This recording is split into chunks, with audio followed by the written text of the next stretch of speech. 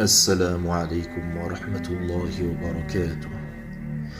Comme tous les prophètes, Moïse s'exclamait ainsi: Ô mon peuple, adorez Dieu, vous n'avez aucune autre divinité en dehors de lui. Et c'est ce à quoi s'apparentera le Mahdi lorsqu'il s'adressera au monde. Il proclamera le Tawhid. Nous te racontons en toute vérité et à l'intention des gens qui croient une partie de l'histoire de Moïse et de Pharaon. Pharaon s'était érigé en despote arrogant sur terre et avait divisé son peuple en castes distinctes. Il opprimait l'une d'elles, dont il faisait tuer les enfants mâles tout en épargnant les femmes.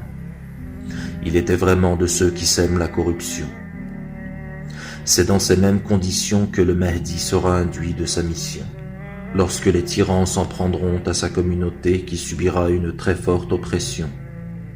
Mais n'est-ce pas déjà le cas à travers ce que les musulmans ont pu vivre ces dernières décennies?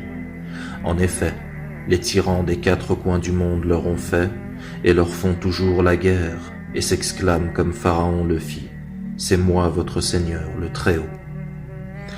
Allah subhanahu wa ta'ala dit dans sa sainte parole: mais nous voulions favoriser ceux qui avaient été opprimés sur terre et faire d'eux des exemples à suivre et des héritiers. Nous voulions leur établir fermement sur terre et réaliser sous les yeux de Pharaon, de Haman et de leurs troupes ce qu'ils redoutaient tant de leur part. Le Mahdi et sa communauté sont les opprimés sur terre dont parle Allah subhanahu wa ta'ala dans ce verset. Et c'est eux qui hériteront de la terre par sa grâce. Bien sûr, ils n'hériteront de la terre qu'à la condition d'observer strictement leurs devoirs. En effet, Allah subhanahu wa ta'ala dit: et quiconque observe strictement ses devoirs envers Dieu, Dieu lui donnera une issue favorable et lui accordera ses dons par des moyens qu'il ne soupçonnait pas. Et quiconque place sa confiance en Dieu, Dieu lui suffit.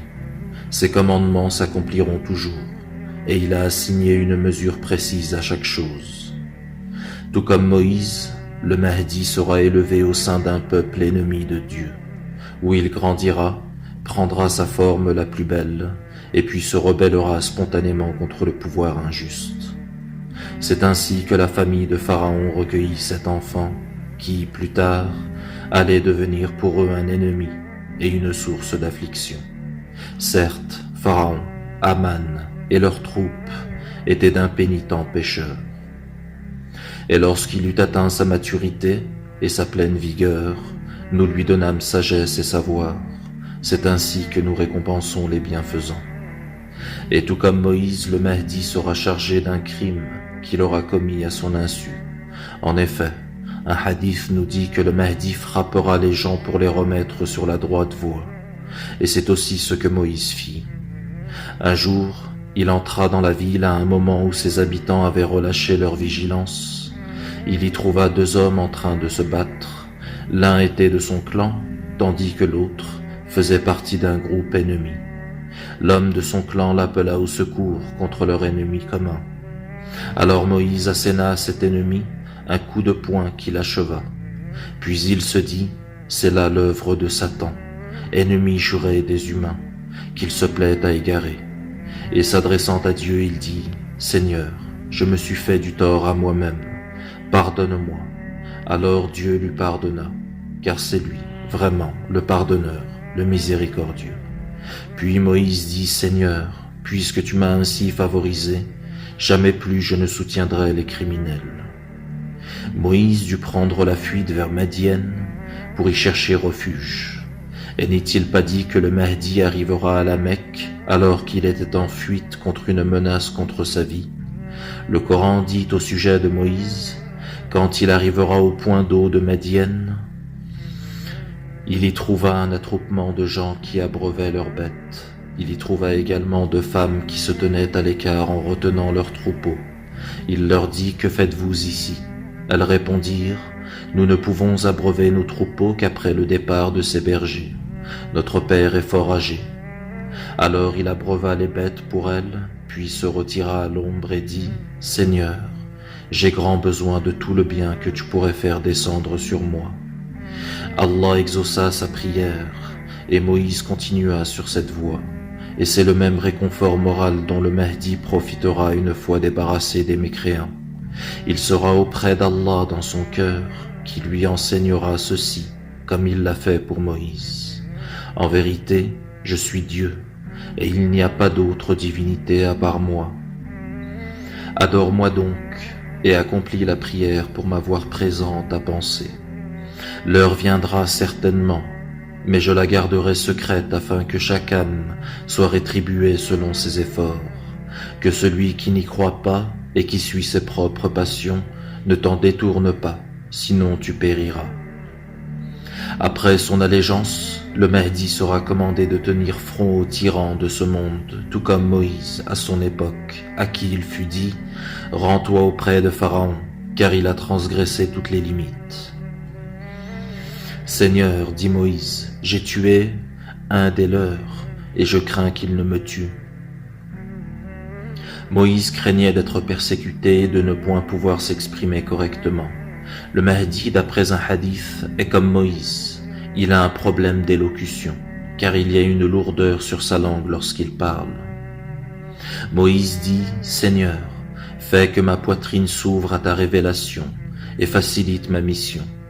Débarrasse-moi de mon défaut d'élocution, afin qu'il comprenne mes paroles. Donne-moi un assistant parmi les membres de ma famille, et que ce soit Aaron, mon frère. Accrois par lui ma force, associe-le à ma mission, afin que nous puissions te glorifier et t'invoquer encore plus, car tu es celui qui toujours nous observe.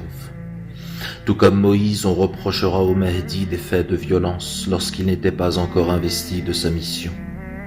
Et comme pour Moïse, il aura pour toute défense les paroles suivantes. Je l'ai fait, dit Moïse, alors que j'étais encore du nombre des égarés. Et vous craignant, je me suis enfui. Puis, mon Seigneur m'a donné la sagesse et m'a élu au nombre de ses messagers. Est-ce là une faveur du passé que tu me rappelles avec reproche, alors que tu as asservi les enfants d'Israël? Il est dit que lorsque le Mahdi apparaîtra, le monde ne parlera plus que de lui, et nous pouvons imaginer que chez ses ennemis, ils chercheront à le discréditer comme ce fut le cas avec Moïse. Alors Pharaon dit, « Ô Aman, bâtis-moi une tour, peut-être atteindrai-je les voies des cieux, et peut-être apercevrai-je le Dieu de Moïse, bien que je considère celui-ci comme un menteur. » C'est ainsi que la mauvaise action de Pharaon lui fut parue enjolivée. Et il fut détourné du droit chemin, et son stratagème se solda par sa propre ruine. En effet, lorsque le Mahdi et son armée se dirigeront vers leurs ennemis, ceux-ci seront tous vaincus et finiront par vivre une perdition évidente. Et nous fîmes traverser la mer aux enfants d'Israël. Pharaon et ses armées les poursuivirent avec acharnement et hargne, jusqu'à ce que, submergé par les flots, Pharaon s'exclame « Je crois que nul ne doit être adoré en dehors de celui en qui croient les enfants d'Israël, et je suis du nombre des musulmans. » Dieu dit « Quoi? Maintenant?